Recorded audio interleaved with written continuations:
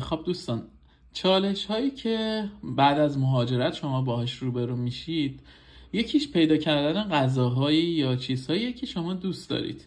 مثلا ما تو ایران انتا تونه ماهی داریم، بعد از یه چند مدت مثلا از یه طعم تونه ماهی خوشتون میاد. اینجا هم همینطوریه. مثلا من خودم معمولا چندین نوع تونه ماهی میخرم. حالا یکیش اینه، یکیش اینه. این 3 نوع فعلا مثلا امروز خریدم. چندین نوع تونه ماهی خریدم که بهترینش رو بتونم انتخاب کنم، از این به بعد از اون استفاده کنم. یکی از چیزایی که دیگه‌ای که مثلا ما علاقه داریم و اینجا حالا مردم تفاوت دارن باهاش، اینه که صبحونه ما نون و پنیر رو چایی میخوریم. نون و پنیر رو چایی گردو، نون پنیر مربا. من خودم علاقه به پنیر داشتم.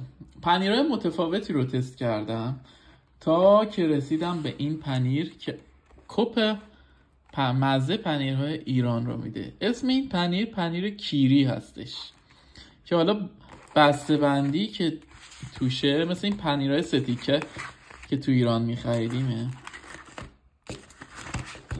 یه دستم درگیر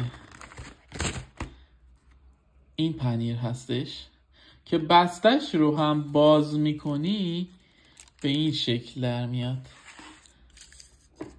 حالا نمیدونم از قصد میخواستن این شکلی بشه یا نه، ولی در کل یکی از چالش ها رو ما حل کردیم و الان من پنیری که ایرانی ها علاقه به خاصی بهش خواهند داشت رو براتون معرفی کردم.